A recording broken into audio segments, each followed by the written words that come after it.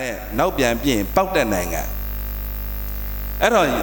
ဘာသာတရားရဲ့ကြီးစိုးမှုကလည်းဗုဒ္ဓဘာသာမြတ်စွာဘုရားကလည်းပဲအဆုံးအမတွေအမှန်တန်ကောင်းပါလျက်နဲ့ဘာကြောင့်တို့နိုင်ငံကြီးဟာဒီလိုအခြေအနေကြီးဖြစ်သွားတာလဲဆိုရင်ကံဉဏ်ဝရိယတွေထဲမှာအပြင်းဖက်လို့ပဲသဘောကျဟုတ်လား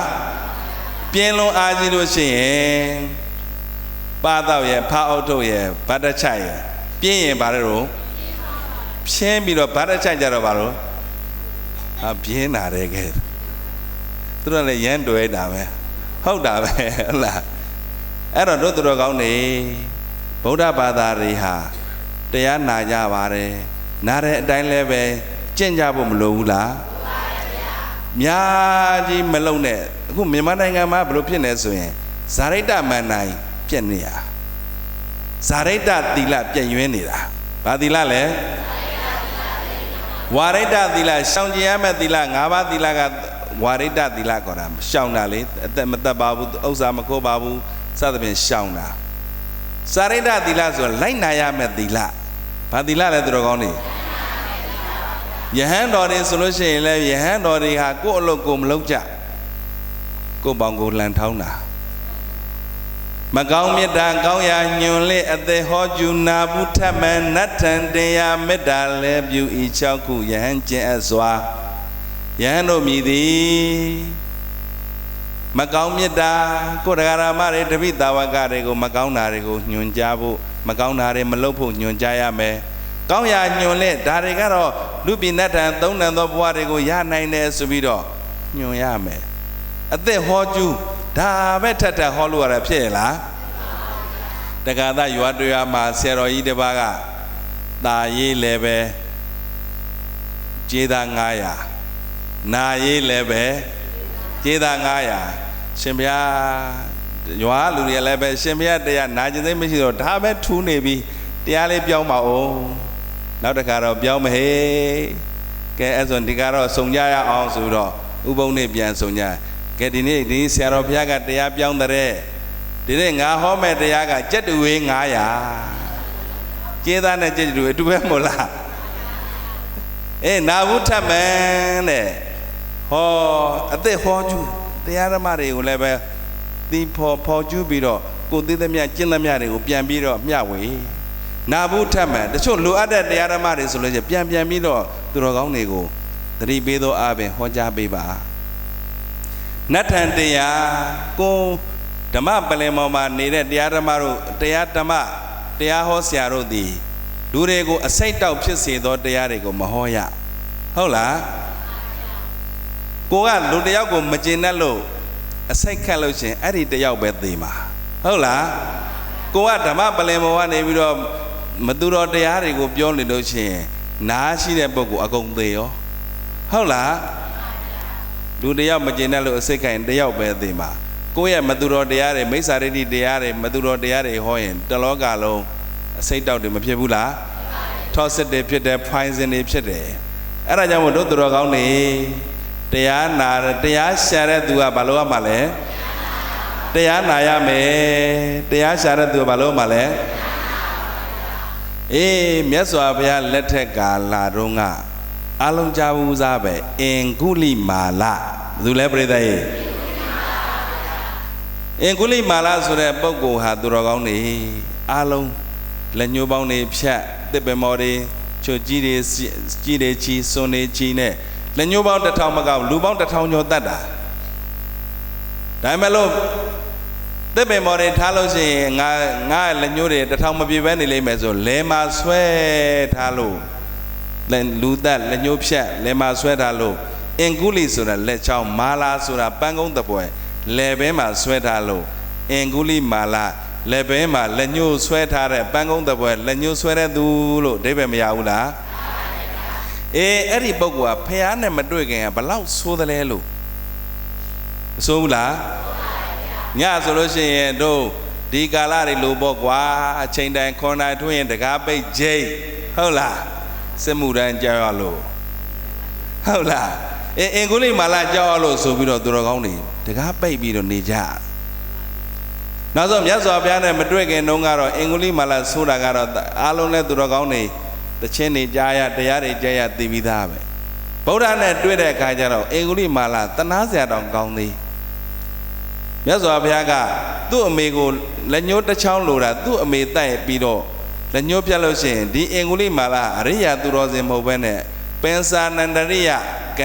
ကံကြီးထိုက်ပြီးတော့တန်တရားလဲတန်တရားထဲမှာတဝဲဝဲလဲဦးမှာပဲဆိုတာသိပြီးမြတ်စွာဘုရားကသူ့ကိုသွားပြီးခြေချွတ်တာမြတ်စွာဘုရားနဲ့တွေ့ပြီးတရားဓမ္မတွေရပြီးတဲ့အခါမှာသူကမြတ်စွာဘုရားကိုသူလျှောက်တယ်သုတ္တဝါဓမ္မံဝိဇာနန္တိနရကလျာဏပါပကံအသုတ္တဝါဓမ္မံနဇာနာတိနရကလျာဏပါပကံမြတ်စွာဘုရားကိုစိတ်စိတ်ကြည်ပြီးတော့ဗန္ဒေဘုံတော်နေဝန်ထွန်းလင်းတောက်ပါတော်မူသောမြတ်စွာဘုရားနရသူရောကိုရောသောကျွတ်စုတတ္တဝါမှန်သမျှတို့သည်သုတ္တဝါမြတ်စွာဘုရား၏သူတော်ကောင်းတရားတွေကိုသူနှိတ်တဝါနာယူရသည့်အတွက်ကြောင့်ကလျာဏပါပကံဒါကတော့ကောင်းမှုဒါကတော့မကောင်းမှုဆိုတဲ့ကောင်းမှုမကောင်းမှုဒီနှမျိုးကိုနဇာနန္တိသိကြတဲ့ဖရာအရှင်ဘုရားတရားကိုနာရတဲ့အတွက်ကြောင့်မို့သူရောကိုရောသောကျက်စုတတ္တဝါမှန်သမျှတွေဟာကောင်းမှုမကောင်းမှုဒီနှမျိုးကိုသိရတဲ့ဖရာတပည့်တော်မသိမိုက်မဲယထာပါလံမိုက်မဲသည့်လျောက်ယထာမုံလံတွေ့ဝေသည့်လျောက်ယထာအကုသလံမလိမ္မာသည့်လျောက်ပြုတ်ခဲ့တဲ့ဟာတွေကိုတပည့်တော်နောင်တကြီးစွာရပြီးတော့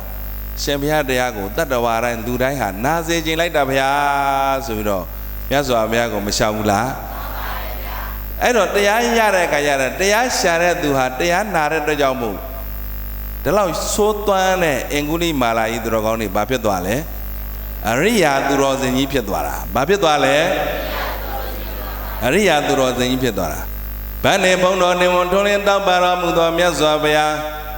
နရသူရောကိုရောသောကျွတ်စုတတ္တဝါမှန်သမျှတို့သည်ဓမ္မံရှင်ဘုရားဟောတဲ့တရားတွေကိုအသုတ္တဝါမနာရသည့်အတွက်ကြောင့်နရကလျာဏပါပကံဒါကတော့ကောင်းမှုဒါကတော့မကောင်းမှုဆိုတဲ့ကောင်းမှုမကောင်းမှုဒီနှမျိုးကိုနဇာနန္တိမသိရတဲ့အတွက်ကြောင့်မို့အမြဲတမ်းပူပင်နေရတယ်ဖရာမြတ်စွာဘုရားတဲ့လူတွေဟာရှင်ဘုရားကိုတရားကိုမနာရတဲ့နှုံးကတော့အထင်သေးကြတယ်ဖရာနာပြီးတော့ကျင့်ပြီးတော့ငြိမ်းချမ်းမှုတွေအေးချမ်းမှုတွေရတဲ့အခါကျလို့ရှိရင်အရှင်ဘုရားရဲ့တရားကိုနာပြီးရင်နာရင်ကျင့်ပြီးရင်ကျင့်ရင်ချင်းပွားများပြီးခြင်းပွားများရင်းနဲ့ပဲဘုရားတပည့်တော်တို့ရဲ့ဘဝကိုငြိမ်းချမ်းတယ်ဘုရားလို့ဘယ်သူကလျှောက်တာအင်္ဂုလိမာလာကလျှောက်တာလျှောက်တဲ့အခါမှာမြတ်စွာဘုရားကအင်္ဂုလိမာလာကို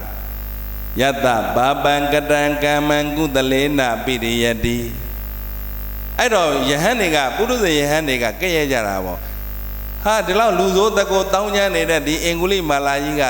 ယဟန်ဝတ်သင်္ကန်းဝတ်ပြီးတော့အရိယာဖြစ်တဲ့ဆိုတော့ယုံနိုင်စရာကောင်းရဲ့လားဘာညာဆိုပြီးတော့မြတ်စွာဘုရားရဲ့ရှေ့မှောက်တော်မှာကြားအောင်အင်္ဂုလိမာလာကြီးကိုကဲ့ရဲ့ကြတာမဖြစ်နိုင်ဘူးဒီလောက်သိုးသွမ်းနေတဲ့ပုဂ္ဂိုလ်ကြီးကယဟန်နာဖြစ်တဲ့ဆိုတာမဟုတ်ဘူးတဲ့ယတဘာပံကတံကမ္မံကုသလေနပိရိယတိမြတ်စွာဘုရားကဘေကဝေယဟန်တို့ယတအကျင့်ပုဂ္ဂိုလ်တစ်စုံတစ်ယောက်သည်ပါပံမကောင်းမှုကတံပြုမိမှာပဲတန်တော်ပြုမိမှာပြောမိမှာလုံးမိမှာတဲ့အကုသိုလ်တွေကိုကုသလေနကုသိုလ်တရားတွေနဲ့ပိရိယတိပိတ်ဖုံးနိုင်ရတယ်ရေများရေနိုင်မီးများမီးနိုင်အဲ့တော့ကိုဟာငယ်စဉ်တောင်ကြီးကလေးဘဝကနေပြီးတော့သူတော်ကောင်းတွေယခုအချိန်ထိအကုသိုလ်တွေမလုံးမိဘူးလားတခါတရံတော့လုံးမိမှာပြောမိမှာကြံမိမှာမဖြစ်ဘူးလားကုသလေနပိရိယတိတဲ့ကုသိုလ်နဲ့ပိတ်ဖုံးနိုင်ရမယ်တဲ့ဘာနဲ့ပိတ်ဖုံးနိုင်ရမလဲကုသိုလ်နဲ့လွှမ်းမိုးနိုင်ရမယ်ကုသိုလ်နဲ့ပိတ်ဖုံးနိုင်ရမယ်အင်္ဂုလိမာလာကြီးဒီလောက်သိုးသွမ်းနေတာဒီပုဂ္ဂိုလ်ကြီးဟာတရားတို့တရားမြတ်ရနိုင်စရာအကြောင်းကိုမရှိဘူးဒါပေမဲ့အရတ္တမက်ဒီဟူသောကုသိုလ်တရားတွေနဲ့လွှမ်းမိုးလိုက်တဲ့အခါမှာသူဟာအရိယသူတော်စင်ကြီးမဖြစ်ဘူးလားမြတ်စွာဘုရားကလေသူတော်ကောင်းနေလောနပဏ္ဏကတုတ်မှာစာဥပမာပေးပြီးတော့စားတဆုပ်ကိုတဲ့ဒီလိုဖန်ခွက်ထဲရေအပြစ်ထည့်ပြီးစားတဆုပ်ကိုဒီထဲထည့်ထားလို့ရှိရင်အဲ့ဒီရေတောက်ကြည့်ရင်ဘာဖြစ်လဲငန်းတယ်တဲ့စားကအကုသိုလ် စားကဘာလားပြိတ္တရေကကုသိုလ်ရေကနဲပြီးစားကများတဲ့ခါကျတော့ငံတုပြီးမနေဘူးလားဒီစားတဲ့စုပ်ပဲမြစ်တွေချောင်းတွေအင်းတွေအိုင်တွေထဲမှာသွားထက်ကြည့်အဲ့ဒီရေတောက်ကြည့်တဘာဝဟာတဘာဝပါပဲဟုတ်လားအဲ့တော့ရေများရင်ရေနိုင်မီးများမီးနိုင်ဖို့ပဲနဲ့စားများစားနိုင်လို့ပြောမလို့ဖြစ်နေတယ်အဲ့တော့သူတော်ကောင်းနေငါမှအတိတ်တုန်းကဘာဖြစ်ခဲ့တဲ့ညာဖြစ်ခဲ့တဲ့မတွေးနဲ့မြတ်စွာဘုရားကလောကကြီးမှာလက်ငင်းချမ်းသာခြင်းနဲ့ဤတနည်းရှိတယ်တဲ့တရားအားထုတ်တဲ့ပုဂ္ဂိုလ်တွေသိတယ်အတိတ်ကိုလည်းမတွေးနဲ့ဖာရစ်ကွန်အတိတ်ဆိုတာပြီးသွားပြီအနာဂတ်ကိုလည်းပဲတားကြီးမမျှော်နဲ့ future is not come yet အနာဂတ်ဆိုတာလည်းပဲမလာသေးဘူး present is a precious ပြစ္ဆုတ်ပံတဲ့ယခုချက်ချင်းကအကောင်းဆုံးအချိန်ပဲအကောင်းဆုံးတန်မိုးရှိသောအချိန်ဖြစ်တယ်သူတော်ကောင်းတွေအစင်မပြေခြင်းတောင်းပေါင်းကြောက်တန်တွေအတိတ်ကဘာဖြစ်ခဲ့တဲ့နိုင်ငံရေးကဘလို့ဖြစ်တယ်လူမှုရေးကပညာရေးကကျန်းမာရေးကဘာဖြစ်တယ်ဆိုအတိတ်တွေပြန်ပြီးတော့တူးဆွတဲ့အခါကျတော့တူးဆွရင်စသလောက်အပူတွေမရဘူးလားအနာဂတ်လည်းပဲရွှေပြီးတော့မျောတိုင်းဝေးပါကွာအနာဂတ်တွေမျောလို့ရှိရင်လည်းပဲပင်ပန်းစရာမရှိဘူးလားအတိတ်တွေအနာဂတ်တွေမျောလင့်မနေနဲ့တဲ့ပြစ္ဆုတ်ပံတဲ့မှာအကောင်းဆုံး day by day step by step ငြိမ်းချမ်းအောင်ကြိုးစားဖို့မလိုဘူးလားအဲ့ဒါကြောင့်မို့ရေများရေနိုင်စားများဆိုင်နိုင်မီးများမီးနိုင်ကုသိုလ်တရားတွေကိုတော့တို့တွေကိုများများလုပ်ဖို့မလိုဘူးလားများများလုပ်ဖို့လိုတယ်ဒါကြောင့်မို့ရှင်းဆရာတော်ကြီးတွေကဘာပြောလဲဆိုရင်ခဏတာအလှပဖို့အတွက်မေတ္တာပို့တယ်ပြောပါရတော့တခဏလှပဖို့အတွက်ဘာလို့မှလဲမေတ္တာပို့ရမယ်ဘဝလှဖို့အတွက်စိတ်ထားပြင်ရမယ်ဘဝလှဖို့အတွက်ဘာပြင်ရမလဲဘဝတိုင်းလှပဖို့အတွက်ကုသိုလ်လုံးတဲ့ဘဝတိုင်းလှပဖို့အတွက်ဘာအာယုံမှမတွေ့ဘဲနဲ့မြင်သမျှပူပူရွရွရှေတိုးတိုးဖြူဖြူမဲမဲတတ္တဝါမှန်သမျှတို့သည်ကျမ်းမာကြပါစေချမ်းသာကြပါစေမိန်းကလေးတွေလှတော့လှကျင်ကြရတယ် cosmetic တွေနဲ့ဘူတော်ထိုးရတာနဲ့ဖီလာထိုးရတာနဲ့မေတ္တာများပို့လှတယ်သိလားဘုန်းကြီးချောနေတာမေတ္တာများပို့လို့လဲဟုတ်လားအဲ့တော့ဆိုလိုတာကသူတော်ကောင်းတွေခဏတာလှပဖို့အတွက်မေတ္တာပို့တဘွားစာလှပဖို့အတွက်စိတ်ထားတွေကိုပြင်ရမယ်ဘဝတိုင်းလှပဖို့အတွက်ကုသိုလ်လုပ်ရမယ်အဲ့တော့သူတော်ကောင်းတွေဒီဟာတွေဟာသူတော်ကောင်းတွေအမြဲတမ်းတွေးကြည့်ရင်လေတကယ်လည်းပဲအဆင်ပြေတယ်အဲ့တော့မြတ်စွာဘုရားရှင်ကိုရောမြတ်ကတရားရှာတဲ့သူသည်တရားနာရမည်ပြိဿရေပြောကြည့်ပါမြတ်စွာဘုရားရှင်ကိုရောမြတ်ကလောကကြီးပွားကြောင်းတန်တရားကြီးပွားကြောင်းတန်တရားကလွတ်မြောက်ကြောင်းတန်တရားကလွတ်မြောက်ဖို့ဆိုလို့ရှိရင်တဲ့ there is two kinds of things in our life ကိုဘဝမှာအကြောင်းအရာနှစ်မျိုးကိုအချင်းအင်္ဂါနှစ်ပါးနဲ့ပြည့်စုံနေဆိုရင်ဒီဘဝရောချမ်းသာတယ်တန်တရားဘဝလည်းချမ်းသာတယ်တန်တရားကလွတ်မြောက်ရေးအတွက်လည်းပဲအဆင်ပြေတယ်တဲ့နံပါတ်1ကဘာလဲဆိုလို့ရှိရင်ကလျာဏမိတ်တပြောပြိဿရေဘာလဲတော့လူတယောက်ဟာဒီဘဝချမ်းသာဖို့ဘဝလက်ကျန်ချမ်းသာဖို့တန်တရားချမ်းသာဖို့တန်တရားကလွတ်မြောက်ဖို့ရာအတွက်အရေးကြီးဆုံးကကလျာဏမိတ်တပြိဿရေပြောကြည့်မြမလုံးပြန်တော့မိတ်ကောင်းဆွေကောင်းရှိခြင်းပြိဿရေဘာလဲတော့မိတ်ကောင်းဆွေကောင်းမရှိရင်စီးပွားရေးလုပ်လဲအဆင်ပြေလားပညာရေးစီးပွားရေးလူမှုရေးကျန်းမာရေးလောကီအရေးပဲဖြစ်ဖြစ်လောကုတ္တရာအရေးပဲဖြစ်ဖြစ်မိတ်ကောင်းဆွေကောင်းမရှိရင်အဆင်ပြေလားဆရာကောင်းသမားကောင်းမိတ်ကောင်းဆွေကောင်းမရှိရင်အဆင်မပြေဘူးခုခေတ်တော့ဗါတဲ့ background မရှိရင်အဆင်မပြေဘူးတဲ့ပြေရဲ့လားမပြေဘူးဗျာဘုန်းတော်တရားဓမ္မတွေကျင့်တဲ့အခါမှာလည်းပဲကလျာဏမိတ်တာတရားပြတဲ့လူကောင်းမှုလိုတယ်တရားကျင့်တဲ့အခါမှာကိုယ်ဆရာလို့သတ်မှတ်ထားတဲ့ပုဂ္ဂိုလ်ကကောင်းမှုမလိုဘူးလား ဒါမှမဟုတ်လောကကြီးမှာလမ်းမေးမမှားဖို့အရေးကြီးတယ်လမ်းရွေးမမှားဖို့တဲ့လမ်းမေးမမှားဖို့တဲ့အရေးကြီးတယ်ကိုမွေးတဲ့ကိုလမ်းမေးလိုက်တဲ့ပုဂ္ဂိုလ်ယူကြောင်မှုကြောင့်ပုဂ္ဂိုလ်ကကိုကရန်ကုန်သွားကျင်တာဟဲ့လမ်းစုံရောက်နေပြီဘယ်ရန်ကုန်ကဘယ်လမ်းသွားလဲမန်းလေးဘက်လက်ညှိုးတွင်းမန်းလေးဘက်သွားရင်ရန်ကုန်ရောက်ပါမလားလမ်းမေးမမှားဖို့အရေးမကြီးဘူးလားကလျာဏမိတ်တာတဲ့မိတ်ကောင်းဆွေကောင်းရှိဖို့လိုတယ်မြတ်စွာဘုရားလက်ထက်ကအနန္ဒာကမြတ်စွာဘုရားကိုလျှောက်တယ်မြတ်စွာဘုရားလောကမှာမိတ်ကောင်းဆွေကောင်းရှိတယ်ဆိုလို့ရှိရင်တပည့်တော်တို့ရဲ့ဆောင်ရွက်ဖွယ်ရာကိစ္စမှန်သမျှတွေကိုတဝက်ပြီးစီးတယ်လို့တပည့်တော်စိတ်ထဲမှာထင်မိတယ်မှန်ပါသလားဗျာ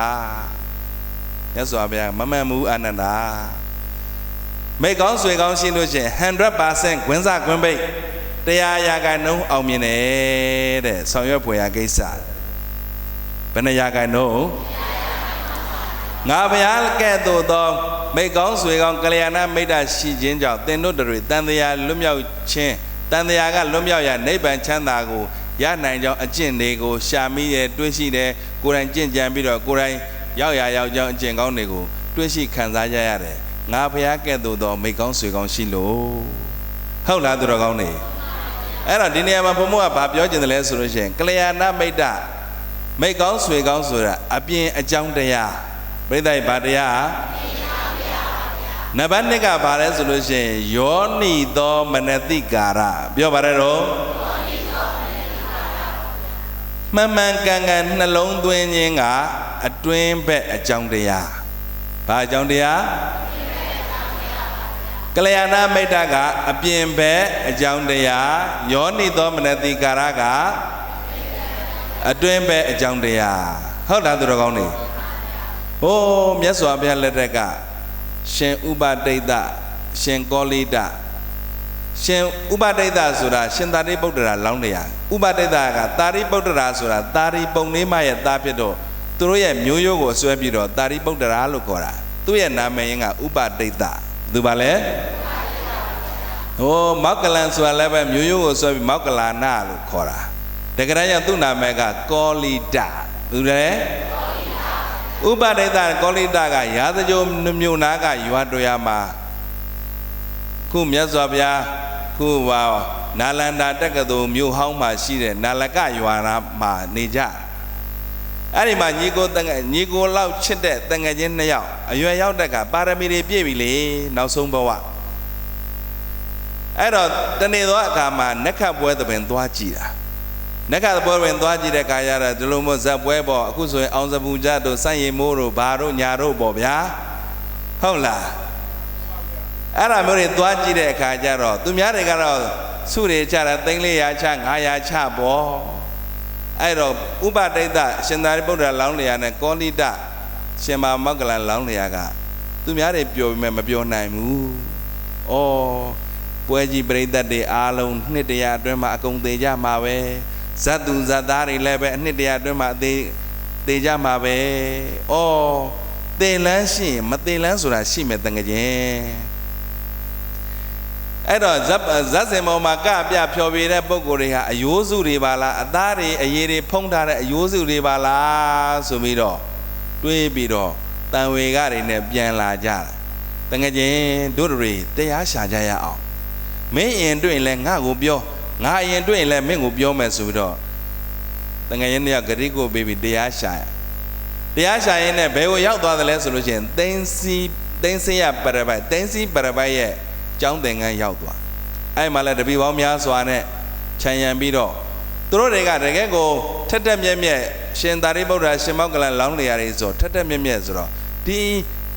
ဟိန္ဒူတွေရဲ့ဝေဒသုံးဖို့ဘေရင်နက္ခတ္တရာတွေခဏချက်ချင်းသူတို့ပြီးသွားပြီဒီတရားတွေဟာငါတို့အတွက်တန်တရားလွတ်မြောက်တဲ့တရားမဟုတ်ဘူးငါတို့ရှာနေတာကအမတလမ်းစဉ်သေလန်းရှိရင်မသေလန်းရှိမယ်ဆိုတဲ့လမ်းကိုငါတို့ရှာနေတာတို့တရားတွေတွေ့လို့ရှိရင်ဂရိကိုပေးပြီးတော့တွေ့တဲ့အချိန်မှာပြောကြစရန်လို့ရှာကြတာသူတော်ကောင်းတွေတနေ့သောအခါမှာရာဇဂိုမျိုးတဲ့ဆွမ်းငံဝင်တဲ့အတ္တစိမထေကိုတွေ့တယ်ဘယ်သူကိုတွေ့တယ်အတ္တစိမစေဆိုတာပြိဿနဲ့မစိမ့်မှုကွန်တေညဝပဗတ္တိယမာနအတ္တစိဆိုတော့ပင်စဝဂ္ဂိ9ဦးထဲမှာ 5ပါးမြောက်တစ်ပါးအဲ့ဒီပုဂ္ဂိုလ်ကမြတ်စွာဘုရားတရားနာပြီးယဟနာပြီးဆွမ်းခံဝင်တော့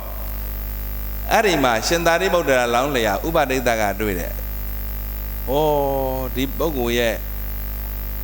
အသားအရည်တွေကြည်ရတာကြည်လင်လိုက်တာဒီပုဂ္ဂိုလ်ကြည်ရတာမျက်နာနဲ့မျက်လွှာအိန္ဒြေတံပတ်တိစက္ခုတံပတ်တိနဲ့ပြည့်စုံလိုက်တာအဲ့တော့ဒီပုဂ္ဂိုလ်မှာတရားထုတရားမြတ်ရှိမှာပဲဆိုပြီးတော့အသသိမစေဆွမ်းခံဝင်တာကို तू အသာကြွပဲစေဆွမ်းခံပြန်ကြွတဲ့ရာဇကြုံမဟုတ်ဦးကနေစောင့်နေနဲ့အရှင်ဘုရားရက်တော်မူအောင်ဖျားတပည့်တော်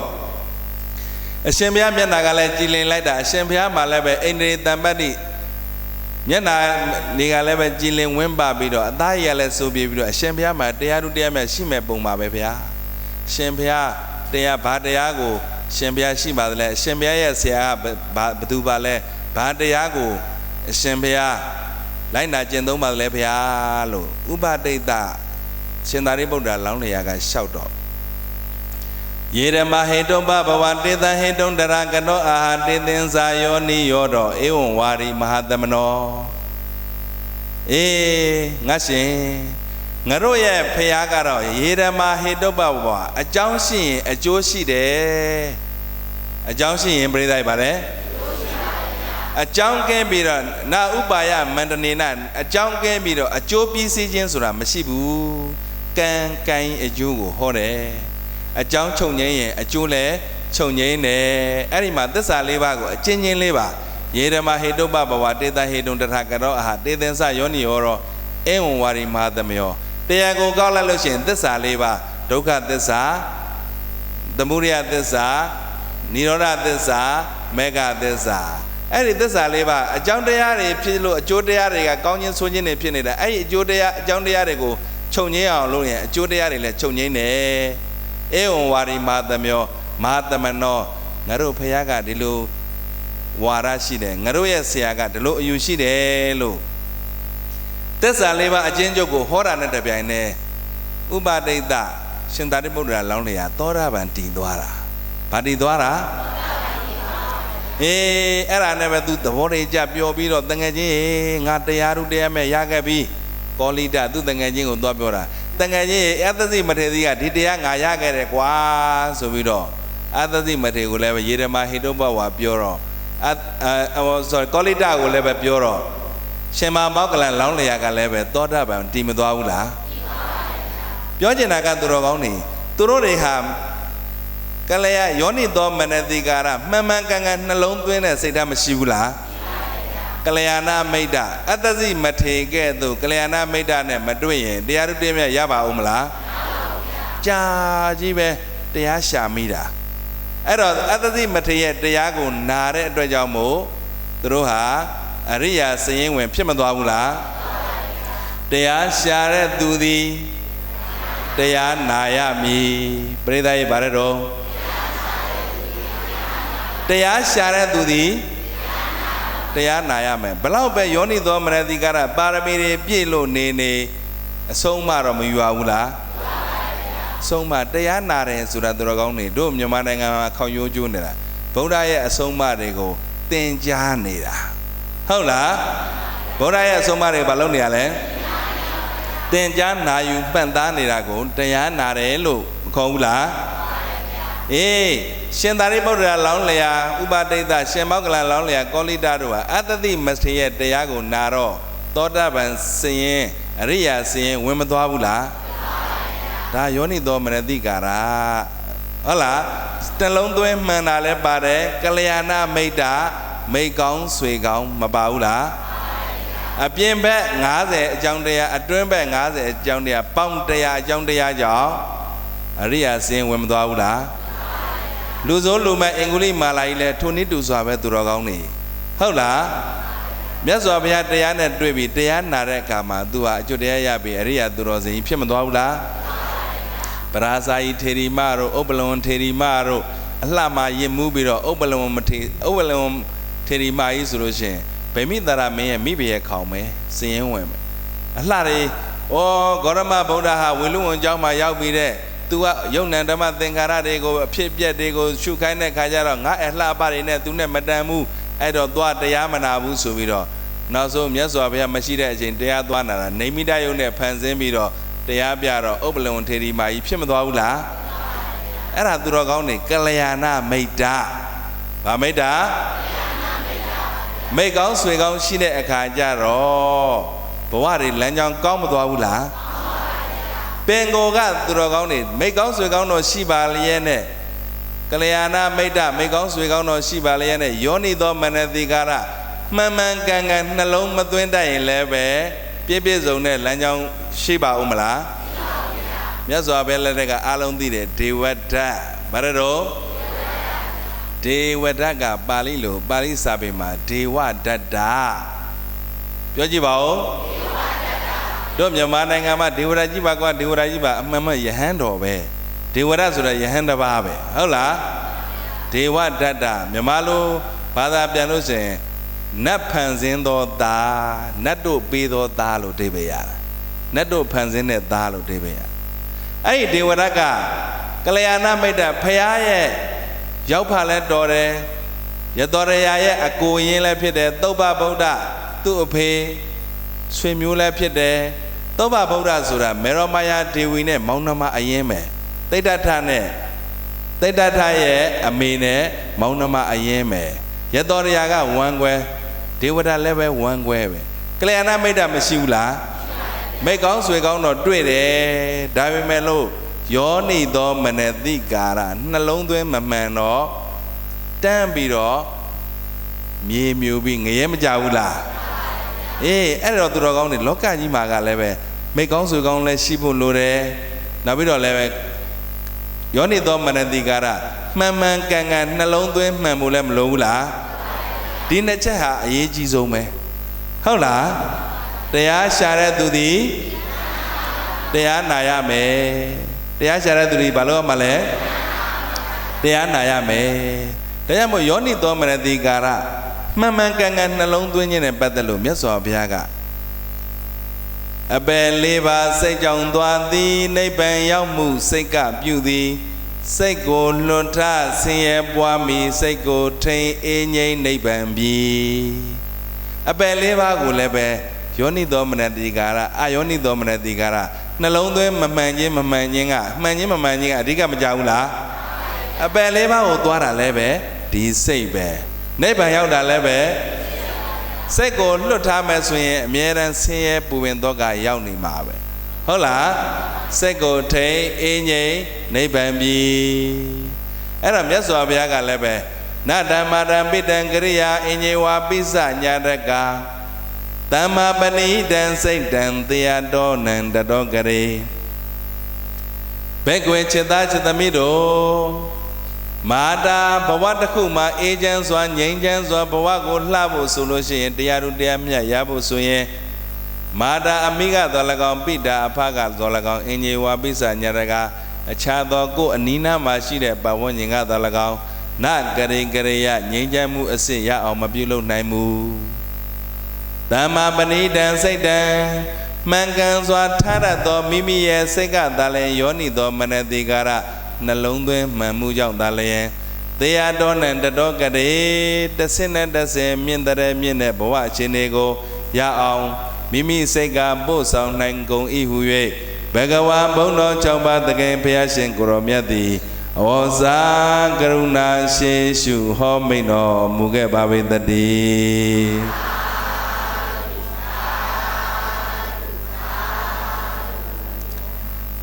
းတို့သူတော်ကောင်းတွေစိတ်ရဲ့ဘဝရဲ့စိတ်ထားဆိုတာမြန်မာနိုင်ငံမှာပြောကြတယ်စိတ်ထားတတ်ဖို့လိုတယ်စိတ်ထားတတ်ဖို့လိုတယ်လို့မပြောဘူးလားစိတ်ကဘယ်နေရာမှာသွားထားတာလဲဒေါသဖြစ်တဲ့နေရာမှာထားရင်စိတ်ကဒေါသဖြစ်မှာလောဘဖြစ်တဲ့နေရာမှာထားရင်မာနဖြစ်တဲ့နေရာမှာထားရင်ဒီဖန်ခွက်ကိုကြကွဲမဲ့နေရာမှာထားရင်ကြကွဲမှာစိတ်ထားကိုယ့်ရဲ့စိတ်ထားကဘယ်ပေါ်မှာမူတည်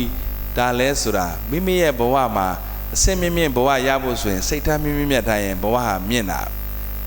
ဝတ်တန်စာတွေအလှပတွေရွှေငွေကြောက်တံပပြားတွေဝတ်ဆင်မှမြင့်မြတ်တဲ့ပုဂ္ဂိုလ်လို့ပြောတာမဟုတ်ဘူးဟုတ်လားသူတော်ကောင်းတွေ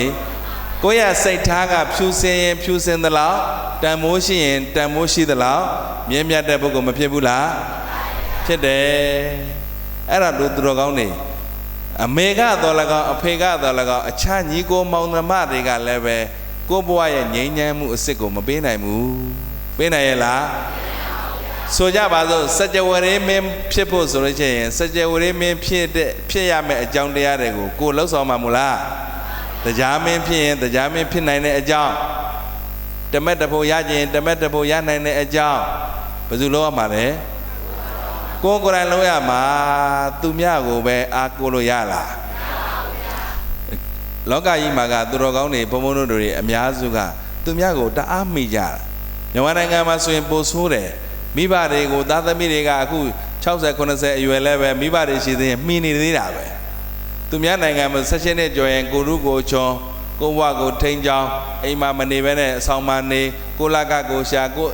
ကိုအိမ်သားကကိုပေးကို30ကိုရှာကိုရုကိုချွန်ညတာဒီမှာကြတာဘုန်းတော်မြန်မာနိုင်ငံမှာကြတော့အာကိုမှုတွေကပတ်ဝန်းကျင်ကိုရှာရအာကိုမှုရှာရတယ်လို့ပဲတွေးတဲ့အတွေးတွေကလည်းပဲအတွေးချင်းကမတူဘူးကိုယ့်အကြောင်းသိမ့်မတွေးကြဘူးသူများအကြောင်းသိမ့်တွေးကြတာဟုတ်လားအောင်စပူကလှလိုက်တာစိုက်ရမို့သူအမဲသူတို့ပြိတ္တာသူ့ဖန်တဲ့သူတော့ယန္တိဖြစ်နေကြတယ်ဟုတ်လားအဲ့တော့ကိုယ့်အကြောင်းတွေးတာကနည်းနည်းရယ်သူများအကြောင်းလိုက်ပြီးတွေးမနေဘူးလားအဲ့တော့ကိုကဘာနဲ့တူတယ်လဲလို့ဆိုရင်သူတော်ကောင်းတွေက like a painter ဆေးတုပ်သမားလိုပဲတဲ့ဘာနဲ့တူတာဆေးတုပ်တဲ့ပုဂ္ဂိုလ်ကဒီကြောင်းကြီးတစ်ဆောင်ဆိုကြပါစို့ဆေးတုပ်တဲ့ပုဂ္ဂိုလ်ကဒီရဲ့ decoration တွေအောင်လှပအောင်နဲ့လိုက်ပြီးတော့တုပ်နေတာသူရက်တဲ့နေရာဘာဖြစ်လဲကွက်ကြံနေတာဟုတ်လားလူဘဝမှာလည်းပဲသူတော်ကောင်းတွေသူများတဲ့ဘဝမဟုတ်ဒါကသားဖို့ဒါကသမီးဖို့ဒါကမယားဖို့ဒါကလင်ဖို့ဒါကညီကိုမောင်နှမဖို့ပတ်ဝန်းကျင်အတွက်ပဲတွေးနေတာကိုယ့်ဘဝရဲ့ကိုယ်လမ်းကြောင်းတွေးရလားလာတော့ကလည်းတယောက်တည်းတော်လွယ်တွဲခေါ်ကပေါ်မပါဘူးပါရဲ့လားလာတော့ကလည်းတယောက်တည်းပဲတဲ့ထွက်ခွာသွားတော့လည်းပဲတယောက်တည်းတော်လက်တွဲဖော်ကပေါ်မပါဘူးဥစ္စာမဖီတယောက်ထီးပဲဥစ္စာတွေမမီပတ်ဝန်းကျင်မမီတယောက်ထီးပဲမသွားဘူးလားတခါတခါမှသူတော်ကောင်းတွေတွေးကြည့်တခါတခါဘုံကတော့အစမ်းသေးကြည့်တာအော်လူဘွားကြီးကတကယ်တမ်းကြလို့ရှိရင်ကိုယ့်ဘောကောင်းနေကြတယ်ကိုကကောင်းနေသေးလို့ကိုမကောင်းကြည့်ပါလားဟုတ်လားကိုကောင်းလို့တာသူကောင်းနေသေးတာမကောင်းကြည့်ပါလားဘာထူးလဲဟုတ်လားအဲ့တော့လာတော့ကလည်းတယောက်တည်းပြန်တော့လည်းတယောက်တည်းမှာအိုးရှင်းတော့ကဘုံပြောဥပါတယ်ဟိုအမျိုးသားတယောက်မှာသားသမီးအမျိုးသမီးကဆုံးသွားတော့သားသမီး2ယောက်3ယောက်နဲ့ကြံနေဆင်းရဲတာမွဲတေးဟင်းသားမစားရတဲ့အခါကျတော့ငါသားတို့အဖေကျွန်တော်တို့မှဟင်းသားမစားရလို့ထမင်းနေလည်းပဲအာဟာရမဖြစ်ပါဘူးဗျာအဲ့ဒါနဲ့စိတ်မချမ်းသာရတဲ့အဖေဖြစ်သူကတောထဲသွားပြီးတော့အဲ့မှာသွားပြီးဟင်းသားသွားရှာတာဖွတ်တကောင်တွေ့ခဲ့ဖွတ်တကောင်တွေ့ပြီးညနေကျလောက်ချက်စားပြီးနှစ်စလုံးသုံးစလုံးနှစ်ပကံသုံးပကံကုန်ကြတာပေါ့အဖေရေဒီနေ့ဖွတ်သားနဲ့ဟင်းစားစားရတာကောင်းလိုက်တာထမင်းစားရတာကောင်းလိုက်တာအေးမင်းတို့ကတာကောင်းနေနောက်ဘဝငါအဲ့ဒီဖွတ်နဲ့ဘလို့စင်းရှင်းရမှမသိဘူးလားဟုတ်လားအေးမရဖို့သားဖို့ဘာညာဆိုတာတွေတွေးမိနေလှုပ်ပင်းတိုင်တော့လှုပ်ပေးဟုတ်လားကိုယ့်အတွက်အကုသိုလ်အစစ်တွေမပါစေနဲ့အဲ့တော့သူတော်ကောင်းတို့တွေရဲ့ကြုံရဆုံရတဲ့ဘဝမှာအကောင်းဆုံးဘဝနေနေကမိတ်ကောင်းဆွေကောင်းရှာဖို့မလိုဘူးလားဆရာကောင်းတမကောင်းစိတ်ကပ်ဖို့မလိုဘူးလားစိတ်ကပ်ဖို့လိုတယ်ခုဘုန်းတို့မြို့ရွာမှာအနိုင်သာဆရာတော်ဘုရားကြီးအကမှာတရမဇောတိကဘွဲ့ရတယ်ဆိုတဲ့ဌာနဆိုင်ရာတွေလည်းသိကြရန်တန်ဃာတွေကြားမှာလည်းတွေ့ရအခုလိုဂုံပြူပွဲတွေချင်းချင်းသေးသေးဆင်နွှဲကြတဲ့အခါကျတော့တွေးတိုင်းဝမ်းမသာရဘူးလားဩငါတို့နိုင်ငံငါတို့ရဲ့မြို့ရွာမှာပညာရှိသူတော်ကောင်းတွေထွန်းကားလာပြီလူသားတို့ကနတ်သားတို့ကကောင်းမှုကုသိုလ်တွေပြုကြပြီဆိုပြီးတော့ဝမ်းသာလို့မရဘူးလားဩဘုန်းတို့လည်းပဲဝမ်းသာတာပဲသူ့ဂုံကိုမြောက်ကိုယ်ဂုံမောက်ဤပြောပါရတော့သူ့ဂုံကိုမြောက်ကိုယ်ဂုံမောက်ဤသူများရဲ့ဂုံကအရှိကိုအရှိတိုင်း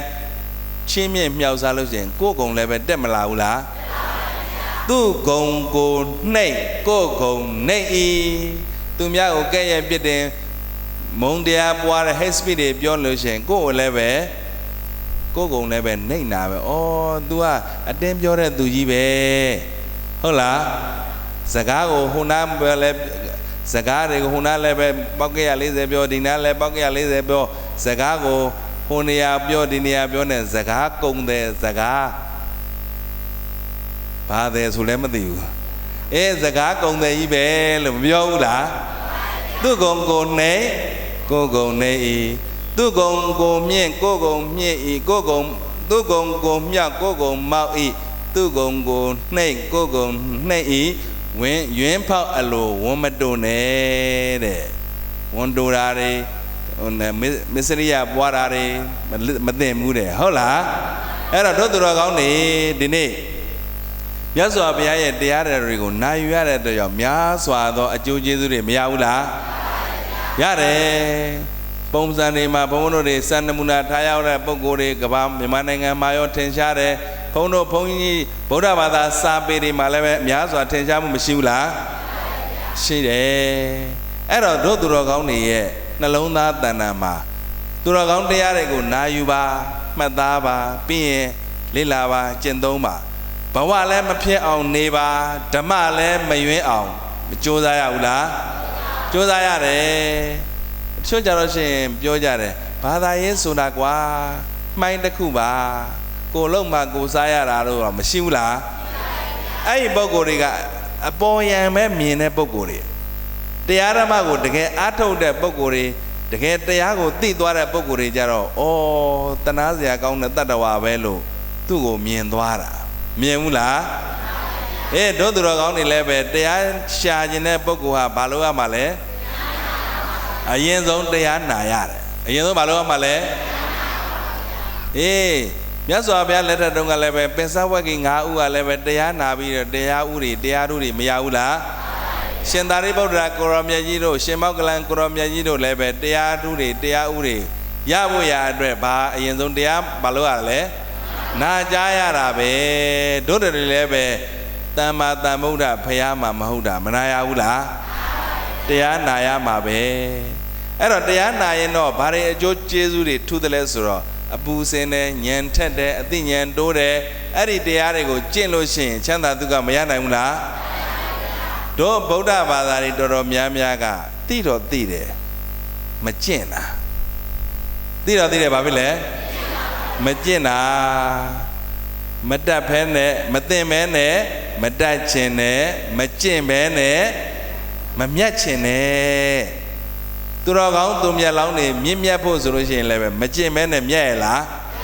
မမြတ်ဘူးမသိမဲနဲ့ရောဒါကြောင့်မို့တရားနာကြတာအဲ့တော့မမြတ်ပဲမမြတ်ဖို့ရမြတ်ဖို့ရအတွက်ကသူတော်ကောင်းတရားတွေကိုဘာလို့ရမှာလဲကျင့်ရမယ်တို့မြန်မာနိုင်ငံကြီးမှာအကျင့်တရားတွေစိတ်သုံးနေကြအဲ့တော့သိတော့သိကြတယ်သိပါရဲ့ကွာဒီတရားနာပြီးလို့ရှိရင်ဒီတရားကိုသိတဲ့အကြိမ်ကျင့်ရင်အကျိုးကလည်းပဲမထူးဘူးလားပြိဿကြီးမြတ်စွာဘုရားကဇန္တုနာကိုသူတော်ကောင်းမှန်လို့ရှိရင်ပฏิပတ်တိဝတာရကအကျင့်သည်သာလင်အကျိုးကိုဖြစ်စေတတ်ပါပေ၏အကျင့်သည်သာလင်ဘာလဲတော့အကျင့်ကအကျိုးကိုဖြစ်တာတကယ်တမ်းလည်းငယ်အကျိုးပေးတာဘုန်းတော်တွေမနေ့ခင်းမှာအနည်းဆုံးအချိန်မရဘူးဆိုရင်5 minute meditation in the morning every morning မနေ့တိုင်းမှာ5 minute တရားထိုင်ချို့သောသူတော်ကောင်းတွေကိုလည်းပဲအဲ့ရဝင် before go to bed အဲ့ရမဝင်ခင်မှာလည်းပဲ5 minute meditation တရားထိုင်တယ်ဘာကြောင့်တရားထိုင်တာလဲဆိုရင်တရားတို့တရားမြတ်ရကျင်လို့မဟုတ်ဘူးတရားဆိုတာလည်းပဲရကျင်တဲ့စိတ်နဲ့တရားအားထုတ်ရင်တရားရပါမလားတဏှာပါလို့မရအဲ့တော့ဘုန်းတော်တွေစိတ်ငြိမ်းချမ်းဖို့ကိုယ်ငြိမ်းချမ်းဖို့စီးပွားရေးရင်စီးပွားရေးကောင်းဖို့လူမှုရေးတွေကောင်းဖို့ကျန်းမာရေးကောင်းဖို့အားလုံးကောင်းမှုအတွက်မျက်စိအာယုံနားအာယုံအကုန်လွှတ်ချပြီးတော့သူတော်ကောင်းတွေဝင်လေသည်ထွက်လေသည်ဝင်သွားတဲ့လေလေးရဖြစ်ပြီးပြက်ထွက်လေသည်ထွက်သွားတဲ့လေရဖြစ်ပြီးပြက်အဲ့တော့သူတော်ကောင်းတွေဘာအာယုံမှသာသမီဆွေမျိုးညာတိညီကိုမောင်မကိုယ့်နောက်မပါတဲ့အရာတွေကိုအတိတ်မတွေးနဲ့ အ ਨੇ ဆုံးတော့ကိုတော့ပါမယ်9မိနစ်လောက်တော့ကြိုးစားဖို့မသိဘူးလားကြိုးစားဖို့သိနေ9မိနစ်လောက်ဥပမာဆိုကြပါဘာမှမရရင်တော့မှသူတော်ကောင်းနေမရဏတဏ္ဍာဆိုသေဂာနိကာလမှာဝင်လေထွက်လေလေးလုံးလေးပဲဝင်လေထွက်လေဒီလေးလုံးလောက်သိရင်ကိုဆင်ပြေသွားပြီသမီးဇောတွေသားဇောတွေဆွေမျိုးညာတိဇောတွေစစ်စစ်ဥစ္စာဇောတွေမပါဘဲနဲ့ဝင်လေထွက်လေဝင်လေထွက်လေနှာသီးဝမှာတလီလေးကပ်ပြီးတော့ဘုံကတော့တချို့သောယောဂီတွေကိုတော့ဘုံဘာပြောလဲဆိုရင်ဝင်လေသည်ထွက်လေသည်အဲ့ဒါလေးကိုဝင်လေတဲ့ထွက်လေတဲ့ဝင်လေထွက်လေတဲ့တရားဓမ္မတွေချွတ်ကြလို့ရှိရင်အာယုန်တွေကပြန့်ပြီးတော့တရားဓမ္မတွေကိုတခါမှအာမထုတ်ဘူးတဲ့ပုံကိုယ်တွေကြတော့ဝင်လေထွက်လေတဲ့ဝင်လေထွက်လေနှစ်ဝင်လေထွက်လေသုံးဝင်လေထွက်လေလေးဝင်လေထွက်လေငါပြီးရင်နံပါတ်1ဝင်လေထွက်လေလေးကဏနာနည်းနဲ့သင်္ချာနည်းနဲ့သူတော်ကောင်းတွေကြိုးစားကြည့်မြတ်စွာဘုရားရဲ့သာသနာမှာအမြင့်ဆုံးဗုဒ္ဓဘာသာဝင်ဖြစ်တယ်လို့ကိုယ့်ကိုယ်သတ်မှတ်တယ်ဆိုလို့ရှိရင်တရားတော်ထိုင်မှုရမယ်။ဘာလို့พูดရမှာလဲ။ဘာသာတိုင်းမှာအလှူဒန်းမရှိဘူးလား။ခရစ်ယာန်ဘာသာမွတ်စလင်ဘာသာတွေလည်းပဲလှူဒန်းနေတာပဲသူတို့ဥပုံနေတွေဘာနဲ့နေတုနေမြတ်ဘာသာတိုင်းမှာဗုဒ္ဓဘာသာမှာအလှူဒန်းရှိတယ်လို့မပြောနဲ့။ဘာသာတိုင်းမှာသီလမရှိဘူးလား။မလေးရာမန်ဥပုံနေမွတ်စလင်တွေဆိုရင်သူတို့ရဲ့ဥပုံတရင်ဆောင်သွင်းတဲ့နေ့မှာဆိုရင်တရွေးတောင်မမြွေရဘူးတဲ့။ဘာသာတိုင်းမှာရှိတယ်။သူတို့လေးတောင်God and သူတို့ရဲ့ creation or creator အဲ့သူတို့ရဲ့ဖန်ဆင်းရှင်တွေချမှတ်ထားတဲ့စည်းကမ်းတွေကိုလိုက်နာတာသီလပဲလေဟုတ်လားဘာသာတိုင်းမှာဒါနအလှူဒန်းရှိတယ်ဘာသာတိုင်းမှာသီလကိုကျင့်တရားတွေကောင်းမွန်ပြောတဲ့ဟာတွေမရှိဘူးလားဘာသာတိုင်းကိုတာလွန်တဲ့တို့ဗုဒ္ဓဘာသာက the law of nature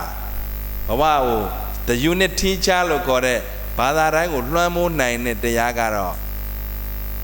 concentrate meditation and insight meditation ဝိပဿနာတရားမှလွဲ၍တခြားမရှိပါဘူးဟုတ်လားသူတော်ကောင်းတွေဒီတရားလေးကိုအမြဲတမ်းဝင်လေထွက်လေတဲ့ဝင်လေထွက်လေနဲ့အမလေးသူတော်ကောင်းတွေအဲ့ဒါဟာအလှူရေဆက်အလှူတွေကိုထမရေချောင်းစီမောင်းတီးပြီးလှူလာတဲ့များစွာတန်မိုးရှိတယ်ရလားတနေ့3ကလက်ညှိုး3ကတော့လို့တမျိုးမတင်နဲ့နော်တနေ့3ကဩတရားနဲ့ချက်ခါထမင်းကျွေးမွေးခြင်းဖြင့်နုတ္တညစ်စာမေတ္တာဘာဝနာပွားများခြင်းကတာ၍မြတ်၏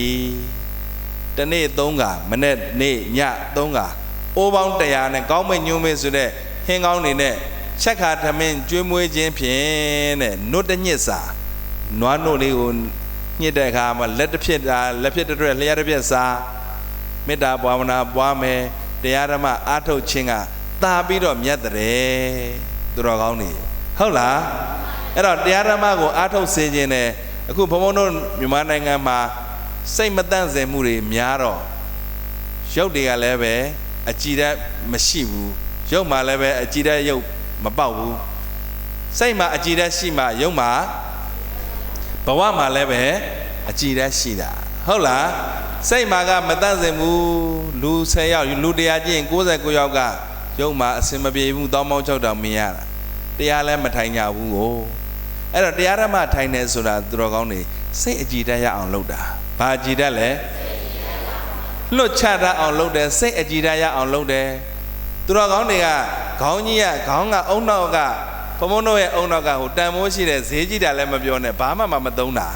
ဟုတ်လားမြန်မာနိုင်ငံအုံနောက်ကဘာမှမသုံးတော့ original အုံနောက်ပြောတော့ဈေးမကြီးဘူးလား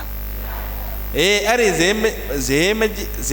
တန်မိုးကြီးတဲ့ဒီအုံနောက်ထဲကိုဘာတွေထည့်လဲဆိုလို့ရှိရင်အစင်မပြေမှုတောင်းပေါင်း6တာ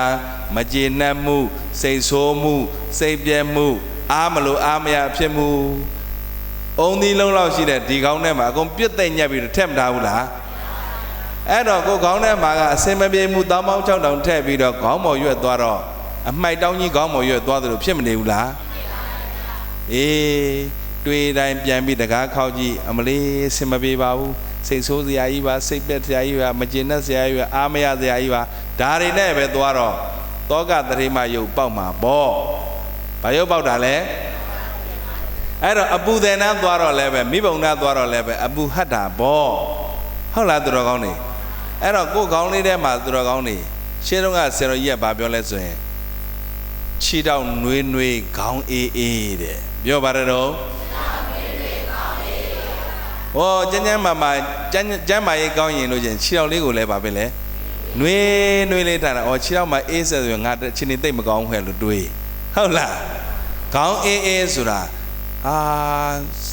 သားဇောသမီးဇောဆွေမျိုးဇောညီကောင်မောင်နှမစီးပွားရေးဇောစင်မပြေမှုဇောရွေးတွေခတ်နေလို့ရှိရင်အမိုက်တောင်းကြီးခေါင်းမော်ရွက်ထားလို့ရှိရင်လည်းပဲအပူရုပ်ပေါက်မနေဘူးလားအဲ့ဒါကြောင့်မို့သူတော်ကောင်းနေမြတ်စွာဘုရားရဲ့ဒေသနာတို့သည်တရားရှာတဲ့သူသည်တရားကိုနာရင်ဖြင့်ဘဝရဲ့အသည့်တွေကိုမြတ်စွာမရဘူးလားအဲ့ဒီတည်းမှာလည်းပဲကလျာဏမိတ်တဆရာကောင်းသမားကောင်းမိကောင်းဆွေကောင်းရှိဖို့လည်းမလိုဘူးလားကိုယ်တိုင်ကလည်းပဲယောနိသောမနတိကာရတမ်အထတမပဏိတိမှန်မှန်ကန်ကန်နှလုံးသွင်းဖို့မလိုဘူးလားအဲ့ဒီအကြောင်းတရားနဲ့ပြည့်စုံပြီဆိုရင်ဘယ်နေရာပဲရောက်ဘယ်ပုဂ္ဂိုလ်နဲ့ပဲတွေ့ပြီးတယောက်တည်းပဲနေစင်မပြေဘူးလားအဲ့ဒါကြောင့်သူတော်ကောင်းတို့တွေသည်မြတ်စွာဘုရားရဲ့သာသနာနဲ့ကြုံရတဲ့အခါကာလမှာဘဝလည်းမဖြစ်အောင်ကြိုးစားကြရင်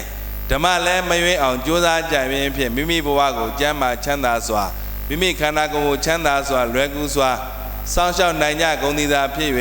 လွယ်ကူသောအကျင့်လင်းမြန်သောအသည့်တို့ဖြင့်တရားသူတရားမြတ်ရနိုင်ရောက်နိုင်မျက်မှောက်ပြုလဲနိုင်ကြပါစေသောဟူ၍ပတ္ထနာအောင်စုပြုကြကုန်ရသတည်း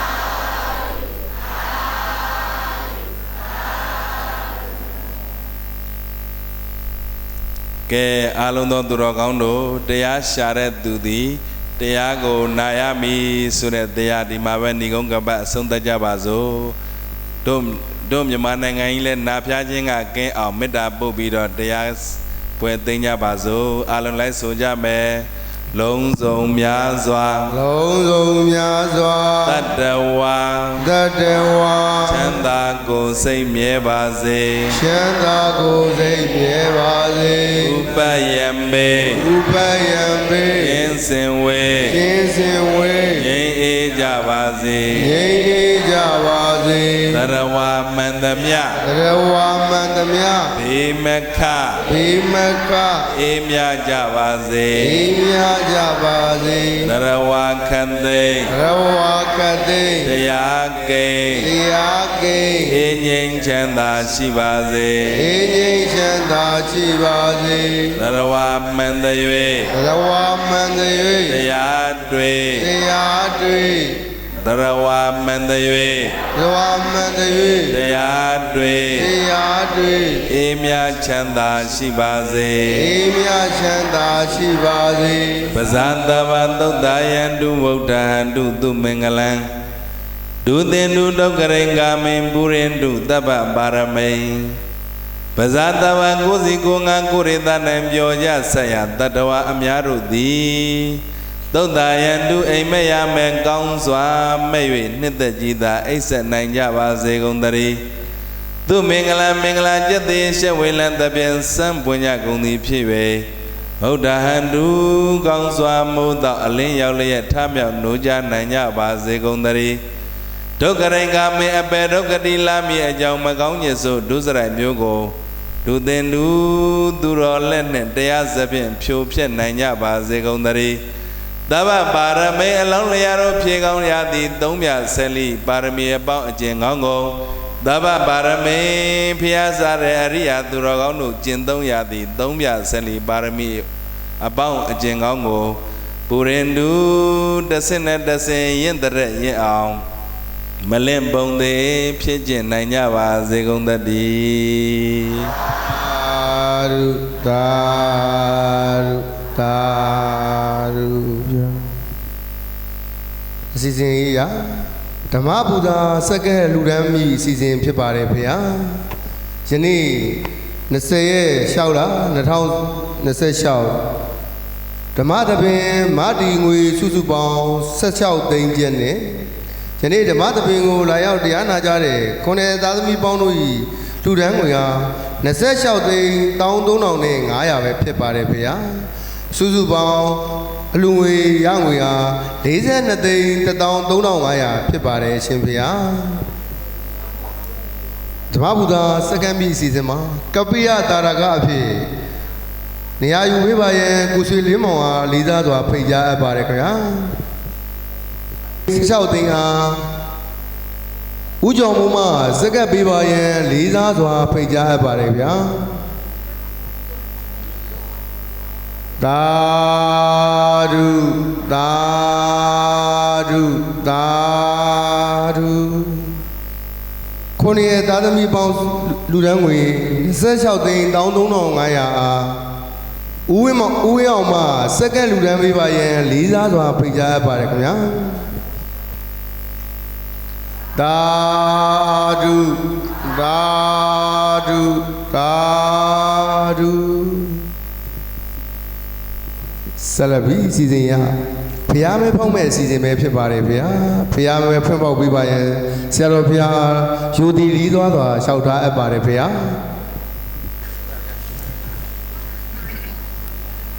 ပထမမဲ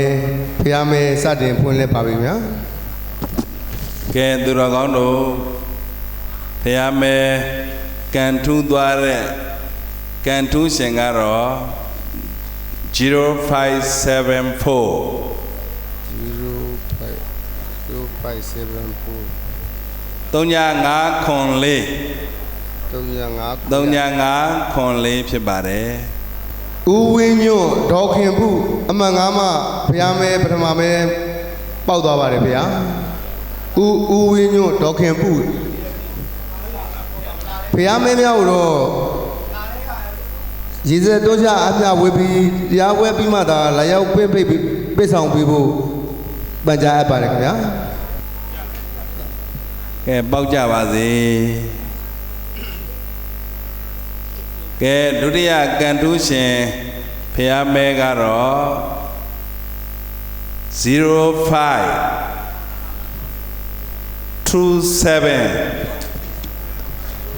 35ခွန်ဖြစ်ပါတယ်35ခွန်ကိုနေဝင်းထွန်းမတ်နွယ်နေဦးမိသားစုကပေါက်ပါတယ်အာဟာရဒါနအလူရှင်ဖြစ်ပါတယ်ဗျာယနေ့သမင်းအာဟာရလူချင်းကိုနေဝင်းထွန်းမတ်နွယ်နေဦးမိသားစုကဖျားမဲဒုတိယမဲပေါက်သွားပါတယ်ဗျာမသမารမရှိပါဘူးမြတ်မှုပါတယ်ကဲဒီတခါတတိယကန်ထူးရှင်ကတော့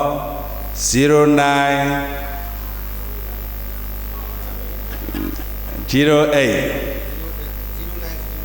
3938ဖြစ်ပါတယ်3938ဖြစ်ပါတယ်ခင်ဗျာ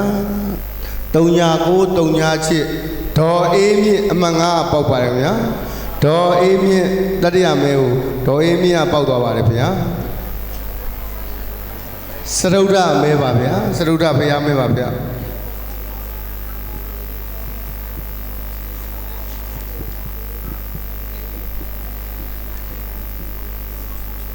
စတုထကန်ထူးရှင်ကတော့0491 3491ဖြစ်ပါတယ်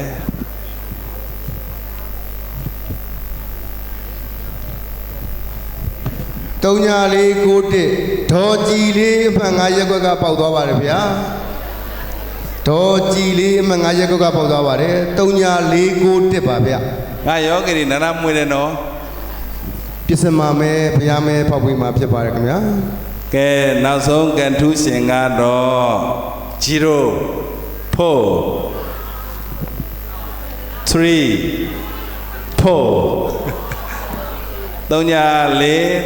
3434ဖြစ်ပါတယ်ကိုကြာနီကံမန်းလွယ်ဆိုဖြစ်ပါတယ်ဗျာ3434နောက်ဆုံးကန်ထူးခြင်းကတော့ကိုကြာနီကံမန်းလွယ်ဆိုကိုရဆိုင်အမှတ်5မှနောက်ဆုံးဖျားမဲပေါက်သွားပါတယ်ခင်ဗျာမဲလောက်ဖောက်မယ်ဟမ်ကန်ထူးရှင်မဲနဝကမမဲလေးဖောက်ချင်တယ်လေ3မဲလောက်တမဗျာ3သိန်း3မဲဖောက်မယ်ဖျားမဲပေါက်သွားတဲ့အလူတာယကာတွေကိုဟုတ်လားဗျာအကုန်လုံးလားဗျာအကုန်လုံးတမ ကဲပြော တရားနာပေးတဲ့ကို ကျင်ညာလိုက်လေ အခုကဆရာတော်ဘုရားနေပြီးတော့အခုတရားလာဒီဓမ္မသဘင်တရားလာကြတဲ့ ငါမဲ ဟိုတသိမ်းမဲငါးမဲစုဖောက်ပေးပါမယ်ဆရာတော်ဘုရားကြီးကကိုပေါင်ချလေးကိုမလွတ်ပြပါနဲ့ဟုတ်ကြိုက်ထားပါဦး ဟိုဘုရားမဲပေါက်တဲ့ဘုရားမဲမပေါက်တဲ့လူမျက်နှာလေးတနာလို့လေ ဖောက်ပေးမှာဖြစ် နံ ပါ ပါတ်1ကန် နံပါတ်1နံပါတ်1ပြန်သူတွေစပါပြီ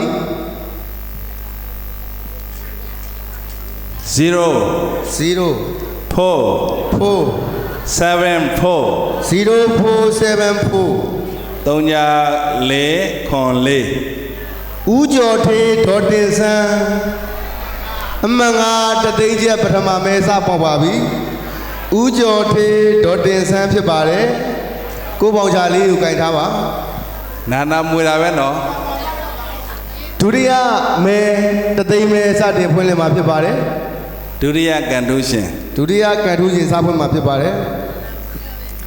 0 4 5 0 3ညာ4 5 3ညာ3ညာ4 50 ဒေါ်ညွန့်ညွန့်ဖြစ်ပါတယ်ဒေါ်ညွန့်ညွန့်တတိယမဲ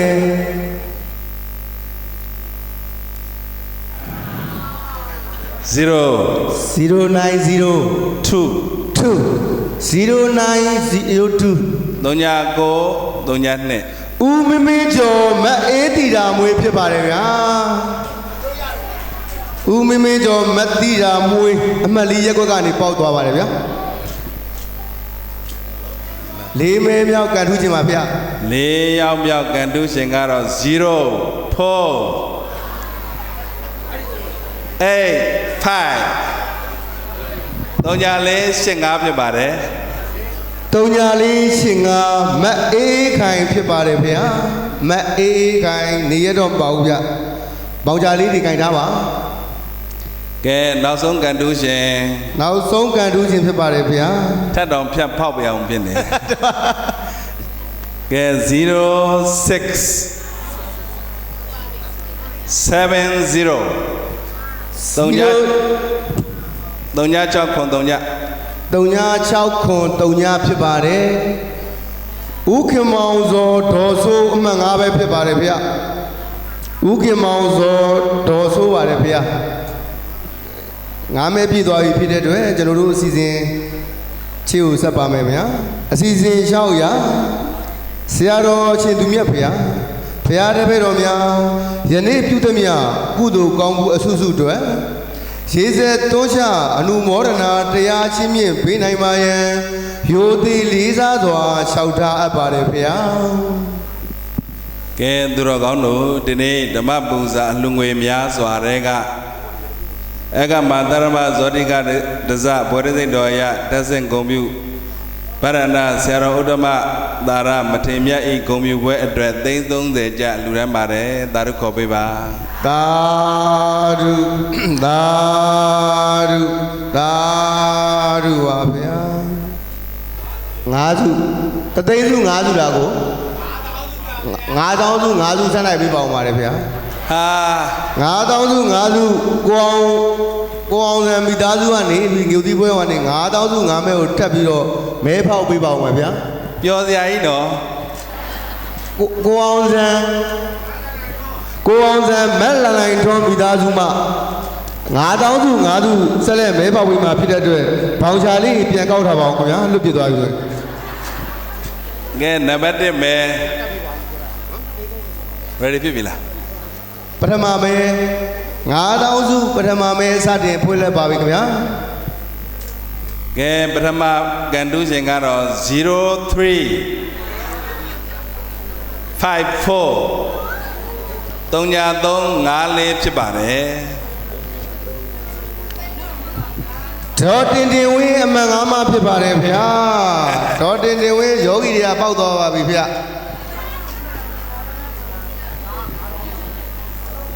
ကိုစုဝေလာဟိုပေါင်မဲစုဝေလာတို့ရင်ဘောင်ချလေးတော့ယူခဲ့ပြပါဦးဗျာ ကဲဒုတိယကန်တူးရှင်လာပါပြီ ဒုတိယကန်တူးခြင်းမဲပေါက်ပေးမှာဖြစ်ပါတယ် ခုနကအလားတူပဲ3ညာ3 4 9ဖြစ်ပါတယ်ဟာကတ်နေပြီ3ညာ3 4ကိုပါဟုတ်တယ်ဗျာဦးသိန်းတိုက်ဦးမဲ့ရင်ဝင်တာမောင်တာထက်စင်မှာဖြစ်ပါတယ်ဗျာတကယ်ယောဂီတွေကပါပဲအားတောင်းစုနှစ်စုပြီးတော့ပါဗျာကဲတတိယကန်တူးရှင်ကတော့08ဟာမပေါ့သေးဘူး8တယ်082222 3ညာ8နှစ်ပေါက်တယ်တဲ့ဟိုမှာ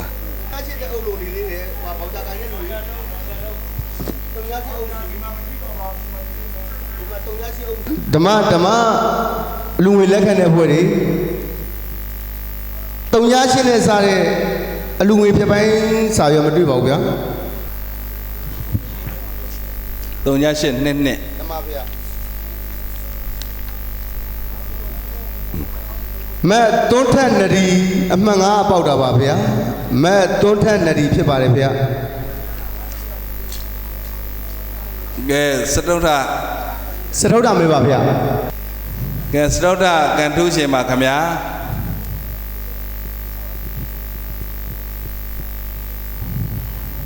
05ဟာလေ70 3ညာ5ခွန်3ညပါခင်ဗျာပါဝါနက်ခတ်ပါဗျာ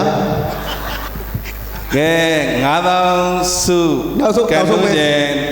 9ရောက်မြောက်ကန်ထူးရှင်ကတော့0447 3ည44ခွန်ဖြစ်ပါတယ်ဒေါ်ဆန်းဆန်းရီအမှန်ငါပေါက်ပါတယ်ဗျာကဲရေစက်သွန်းလောင်းကြရအောင်ဒီနေ့ပျော်ပျော်ရွှင်ရွှင်နဲ့အေကမသရဝဇောတိကရဇဘောရသိတ်တော်ရအရှင်မြတ်ရဲ့အင်းတိုင်းသာဆရောဘုရားရဲ့ဂုဏ်ပြုပွဲမှာလူသားတို့ကိုနတ်သားတို့ကိုဓမ္မဒါနတရားအလှအမတဒါနအမြတ်နိဗ္ဗာန်အလှသည်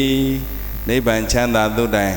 ရောက်နိုင်သောအထောက်ပံ့ဖြစ်ပါစေသာလို့အာယုံပြုပြီးရေစက်သွန်းလောင်းကြစို့လိုက်ဆိုကြမယ်ဣဒံမေပုံညံနိဗ္ဗာန်နတပစ္စယောဟောတုရှင်ဘုရားတပိတော်တို့သည်အင်းတိုင်းသာဆရာတော်အကမဟာတရမဇောတိကတဇဝရသိတ်တော်ယမထေမြတ်ဤဂုံပြုပွဲ၌သုံးညတိုင်းဓမ္မဒါနတရားအလှအမတဒါနအမြတ်နိဗ္ဗာန်အလှတို့ကိုလူရန်ပါ၏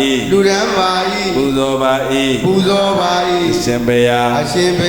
ဘုံရှိမြတ်စွာသာသနာဘုံရှိသူသာပူဇော်သည်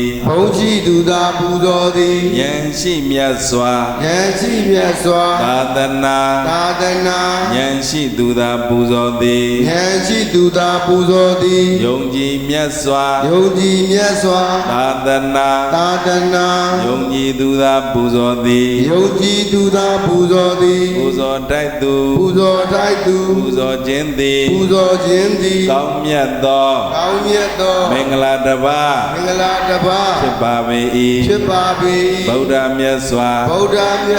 ဒေသနာနှင့်အညီလူတန်းကြရသောဒါနကုသိုလ်သောတည်ရသောသီလကုသိုလ်ဝါများနာယူရသောဘာဝနာကုသိုလ်အစုစုသည်သက်ရှိကျမ်းမာစိတ်ချမ်းသာ၍သက်ရှိကျမ်းမာဘေးရန်ကွာ၍လိုရာဆန္ဒမတောင်းမတမကြောက်မကြပြည့်စုံကြ၍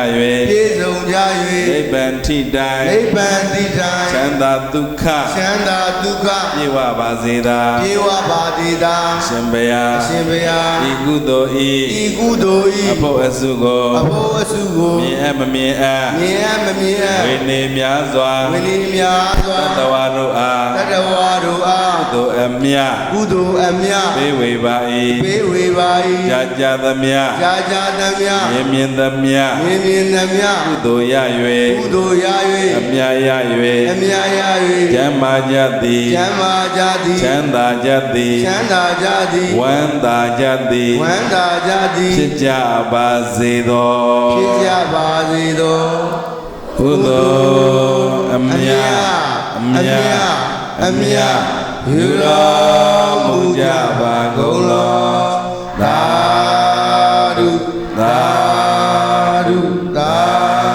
ဓုကုသိုလ်အမြတ်အမြတ်အမြတ်ယူတော်မူကြပါကုန်လောသာဓုသာဓုသာဓုကုသိုလ်အမြတ်အမြတ်အမြတ်ယူတော်မူကြပါကုန်လောသာဓုသာဓုသာဓုအစီအစဉ်ကိုနောက်ဆုံးအစီအစဉ်ရဓမ္မသဘင်ဟာဗုဒ္ဓသာသနာစီရန်တိတ်တုရွတ်ဆို၍အခမ်းအနားပိတ်သိမ်းပြီးပါရဲ့ယူသည်လေးစားစွာ၆တာအပ်ပါတယ်ရှင်ဖေဟာဗုဒ္ဓသာသနာစီရန်တိတ်တုဗုဒ္ဓသာသနာစီရန်တိတ်တုဗုဒ္ဓသာသနာစီရန်တိတ်တုသာဓုသာဓုသာဓုဆရာတော်ဘုရားဓမ္မပလင်မပြန်လည်ကြွကြည်မည်ဖြစ်၍မေတ္တာဖို့ဆုတောင်းကြပါစို့သူတော်ကောင်းပေါင်းတို့ဆရာတော်ဘေးရန်ကင်းပါစေစိတ်ဆင်းရဲကင်းပါစေကိုယ်ဆင်းရဲကင်းပါစေကိုယ်စိတ်နှပြချမ်းသာစွာဖြင့်ဆရာတော်ခန္ဓာမိကိုသာသနာမိကိုလွယ်ကူသောဆောင်ရွက်နိုင်ပါစေဆရာတော်ဘေးရန်ကင်းပါစေစိတ်ဆင်းရဲကင်းပါစေကိုယ်ဆင်းရဲကင်းပါစေကိုယ်စိတ်နှပြချမ်းသာစွာဖြင့်ဆရာတော်ခန္ဓာဝင်ကိုသာသနာဝင်ကိုလွယ်ကူသောဆောင်ရွက်နိုင်ပါစေဆရာတော်ဘေးရန်ကင်းပါစေစိတ်ဆင်းရဲကင်းပါစေကိုယ်ဆင်းရဲကင်းပါစေကိုယ်စိတ်နှပြချမ်းသာစွာဖြင့်ဆရာတော်ခန္ဓာဝင်ကိုသာသနာဝင်ကိုလွယ်ကူသောဆောင်ရွက်နိုင်ပါစေဆရာတော်ဘေးရန်ကင်းပါစေစိတ်ဆင်းရဲကင်းပါစေကိုယ်ဆင်းရဲကင်းပါစေကိုယ်စိတ်နှပြချမ်းသာစွာဖြင့်ဆရာတော်ခန္ဓာဝင်ကိုသာသနာဝင်ကိုလွယ်ကူစွာဆောင်ရွက်နိုင်ပါစေဆရာတော်တတ်တော်ရာကျော်ရှိပါစေဆရာတော်တတ်တော်ရာကျော်ရှိပါစေဆရာတော်တတ်တော်ရာကျော်ရှိပါစေသာဓုသာဓုသာဓုတရားရှိခိုးတော်တော်များ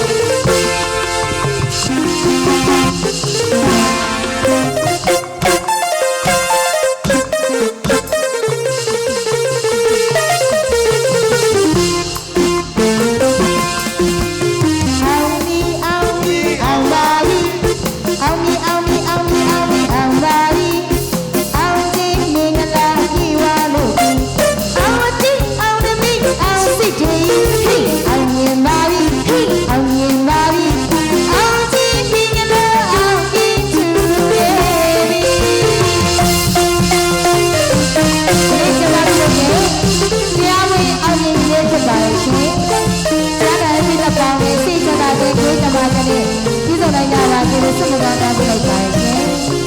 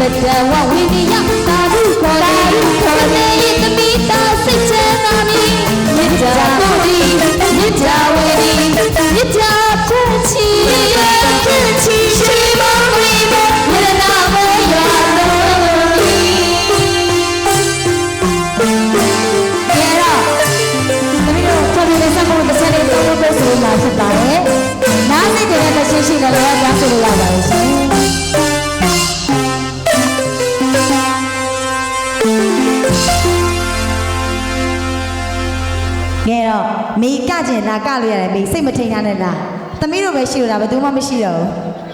ဟုတ်အော်ကြည်တဲ့ဆရာတော်ဖမောမဲမဖောက်ပြီးလို့တခါလဲဆွချလိုက်တာထင်တယ်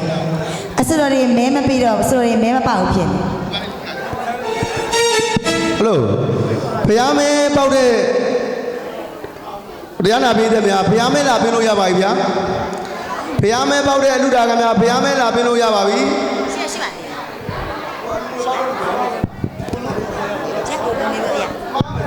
ကဲဒီခါသမီးလည်းရှမ်းဝတ်ဆောင်လေးဝတ်ထားဆိုတော့ရှမ်းတစ်ချက်လေးတစ်ပုဒ်နဲ့တိကျဖြည့်ပေးချင်ပါတယ်ကဲဒီခါတောင်ရောင်ဝင်ခြင်းလို့မြန်ရှမ်းတစ်ချက်လေးနဲ့တိကျဖြည့်ပေးချင်ပါတယ်အကဝါသနာပါတဲ့တရားအားလုံးလာကြရပါရှင်ဟေးဟေးဟေးဟေး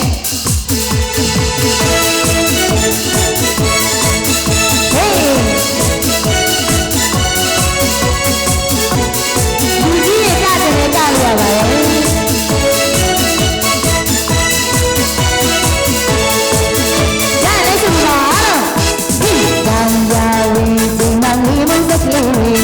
So please,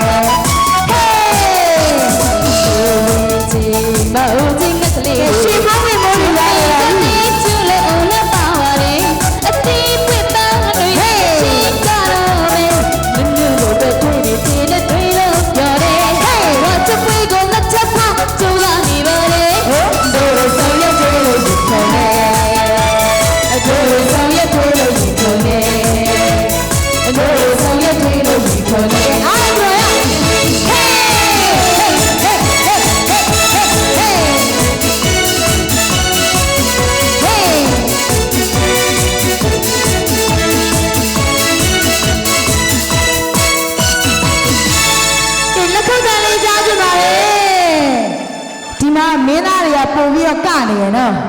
မင်းသမီးတွေလိုသေးတယ်မင်းသားတွေအကကောင်းတာအစိုးရတွေပါရှောင်ပေးရမကရဘူးလို့ဘယ်သူကပြောလဲလို့မရတဲ့ချက်လေးနဲ့တိကျဖြေပေးချင်ပါတယ်ဟေးဟေး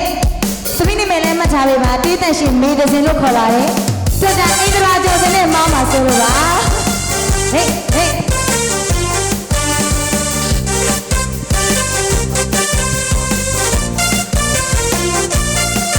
ရနိုင်စီကြပါဦး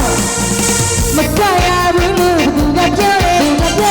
မကရဘူးလို့ဘသူကပြောတယ်လူကြီးလေးမလို့ချစ်တော့ကလည်း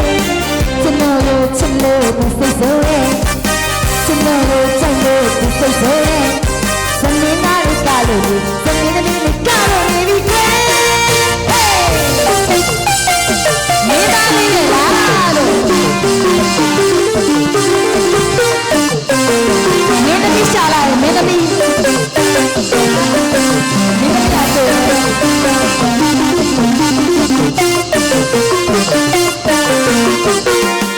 ဟေးမကရဘူးလို့ဘသူကပြောတယ်မကရဘူးလို့ဘသူကပြောတယ်လူကြီးလေးမလို့ကျွန်တော်ကောင်းတယ်ကျွန်တော်တို့ချစ်လို့စိတ်ဆိုးမင်းသားနဲ့မင်းသမီးတို့ကြိုက်လို့စိတ်ဆိုးဇမင်းသားလေးကားလို့ဇမင်းသမီးလေးကားလို့ဒီမင်းသားလေးကားလို့နေပြီကွယ်မင်းသမီးလေးကားလို့နေပြီကွယ်မင်းသားလေးကားလို့မင်းသမီးလေးကားလို့မကရဘူးလို့သူကပြောတယ်မကရဘူးလို့သူကပြောတယ်ဇမင်းသားလေးကားလို့ဇမင်းသမီးလေးကားလို့နေပြီကွယ်